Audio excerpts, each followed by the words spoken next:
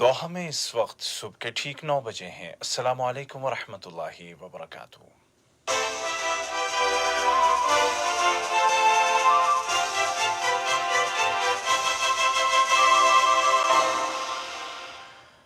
ये Urdu radio Qatar है। अब आप उबैद ताहिर से आज का पहला नशरिया समात कीजिए। इब्तिदा में पेश खिदमत हैं इस वक्त की अहम सुर्खियाँ।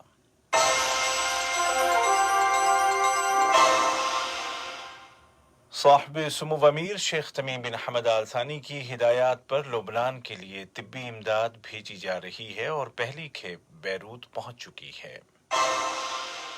बैरूत में होने वाले धमाके में जाँ बहक होने वालों की तादाद 130 से ज्यादा हो चुकी है, जबकि हुकूमत ने मुतादिद अहलकारों को नजरबंद कर दिया है। और कतर में कोरोना वायरस के फैलाव की सूरत हाल बेहतर हो रही है और वजारत औकाफ ने कल जुमे की नमाज के लिए मजीद 200 मसाजिद को खोलने का ऐलान किया है। और अब पेश खिदमत है उर्दू रेडियो कतर से आज का पहला मुफस्सल नशरिया।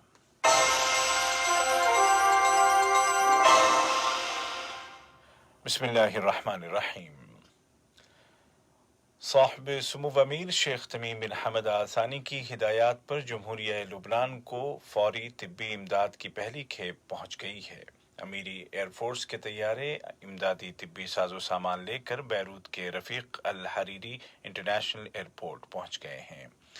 इमदादी मेडिकल सप्लाईज में 2 मुकम्मल फील्ड हॉस्पिटल्स हैं, जिनमें से हर एक अस्पताल की गुंजाइश 500 बेड की है।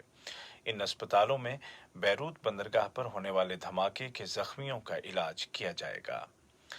इसी तरह कतर की लखविया फोर्स का बचाव और राहत का काम करने वाला खुसूसी तरबियत याफ्ता दस्ता भी तलाश और बचाव के काम में मदद के लिए अपने साजो सामान के साथ बैरूत पहुंच चुका है।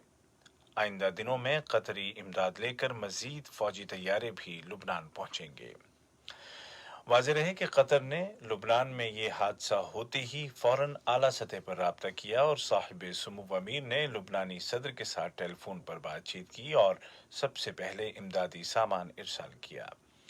इसी तरह कतरी हिलाल अहमर भी हरकत में आ गया है और लुबनान के रेड क्रॉस और बैरूत में मौजूद रेड क्रिसेंट और रेड क्रॉस के बैनुल अक़वामी इत्तेहाद के दफ्तर के ताउन से इंसानी काम और फौरी इमदाद की तरसील के लिए कोऑर्डिनेट कर रहा है। नायब वज़ीर आज़म और वज़ीर ख़ारजा शेख मोहम्मद बिन अब्दुर्रहमान आल थानी ने टेलीफोन पर लुबनान के वज़ीर ख़ारजा और ओवरसीज़ लुबनानी शहरियों के उमूर के वज़ीर जनाब शरीफ अल वहबा के साथ बातचीत की है, जिसके दौरान उन्होंने कतर की हुकूमत और आवाम की जानिब से बैरूत पोर्ट में होने वाले धमाके में जानी नुकसान पर ताज़ियत का इजहार किया और ज़ख्मियों की जल्द शिफायाबी के लिए नेक तमन्नाएं ज़ाहिर की। नायब वज़ीर आज़म ने लुबनान के साथ मुकम्मल यकजहती का इजहार करते हुए कहा कि कतर इस धमाके के असरात को कम करने के लिए हर तरह की मुमकिना इमदाद पेश करने को तैयार है। इस मौके पर लुबनानी वज़ीर ख़ारजा ने कतर की जानिब से यकजहती के इजहार और हमेशा लुबनान की सपोर्ट पर उसका शुक्रिया अदा किया। लुबनान का दारुल हुकूमत बैरूत अभी तक सदमे में है और ताज़ा आदाद व शुमार के मुताबिक इस ताकतवर धमाके में अब तक 137 अफराद की मौत की तस्दीक हो चुकी है, जबकि 5000 से ज़्यादा ज़ख्मी हैं। ताहाल दर्जनों अफराद लापता हैं और जाँ बहक होने वालों की तादाद में इजाफे का खदशा है। इस धमाके के नतीजे में 3 लाख से ज़्यादा अफराद बेघर हो चुके हैं। लुबनानी हुकूमत ने धमाके के असबाब की तहकीकात के लिए एक तहकीकाती कमेटी तश्कील देने का फैसला किया है ताकि असल वजूहात का पता लगाया जा सके। लुबनानी काबीना ने सदर माइकल ऑन की सरबराही में बुलाए गए इजलास के दौरान दारुल हुकूमत बैरूत को आफत ज़दा इलाका करार देते हुए उसमें 2 हफ्तों के लिए एमरजेंसी लगाने का ऐलान किया है और इस मुद्दत में बवक्त ज़रूरत तोसी भी की जा सकेगी। लुबनान के वज़ीर आज़म हसन दियाब ने कहा है कि इस वाक़े की तहकीकात हुकूमत की अव्वलीन तरजीह है और ज़रूरी है कि इसके नताइज जल्द सामने लाए जाएं। उन्होंने इस ज़िम्न में हुकूमत के कई इक़दामात की तरफ भी इशारा किया।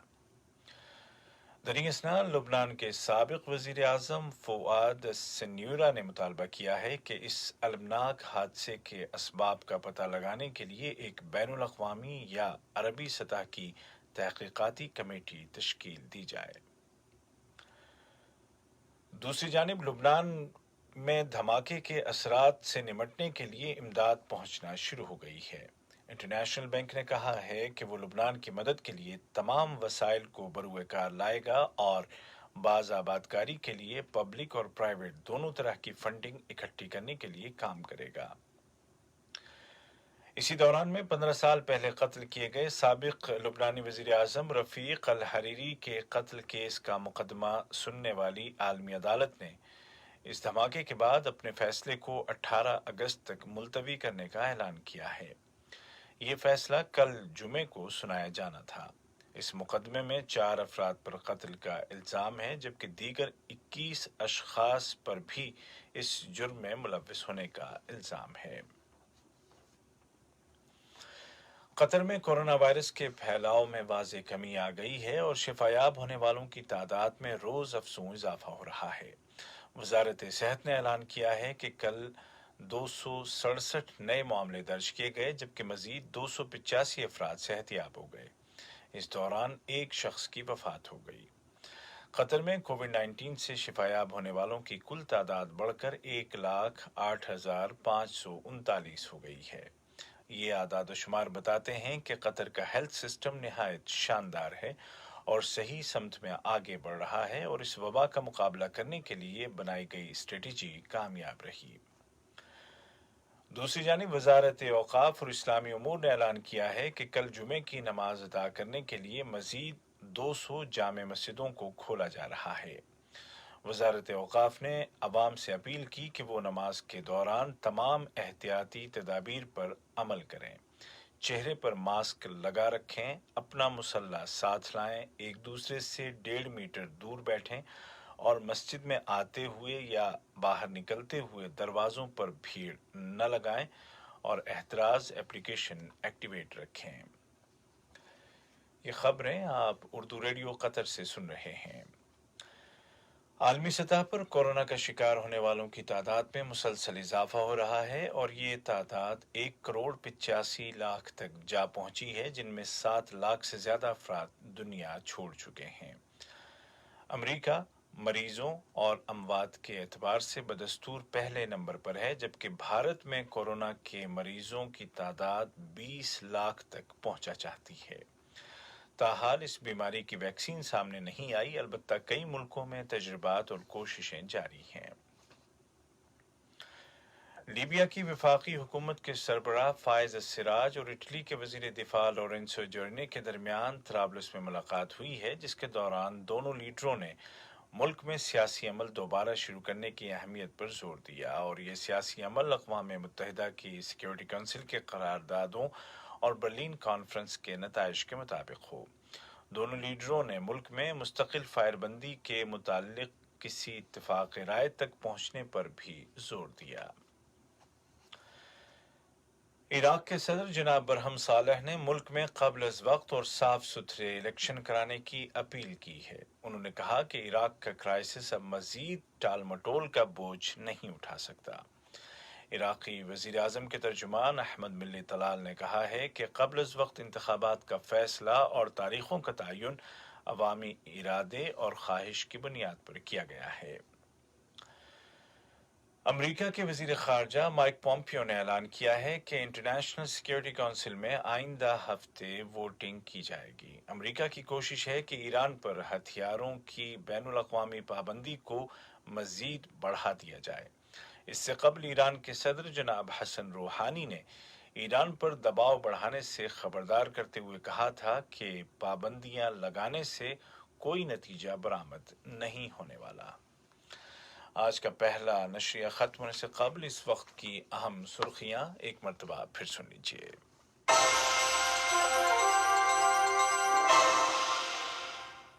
صاحب سمو امیر شیخ تمیم بن حمد آل ثانی کی ہدایات پر لبنان کے لیے طبی امداد بھیجی جا رہی ہے اور پہلی کھیپ بیروت پہنچ چکی ہے۔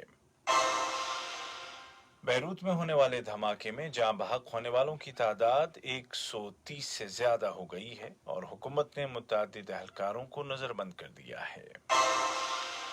اور قطر میں کورونا وائرس کے پھیلاؤ کی صورتحال بہتر ہو رہی ہے اور وزارت اوقاف نے کل جمعے کی نماز کے لیے مزید 200 مساجد کو کھولنے کا اعلان کیا ہے۔ اردو ریڈیو قطر سے آج کا پہلا مفصل نشریہ اپنے اختتام کو پہنچا۔ ہمارا دوسرا نیوز بلیٹن شام ٹھیک 7:30 بجے پیش کیا جائے گا۔ آج کے اس بلیٹن کو آپ تک پہنچانے میں ہماری تکنیکی معاونت کی سلمان المومن نے۔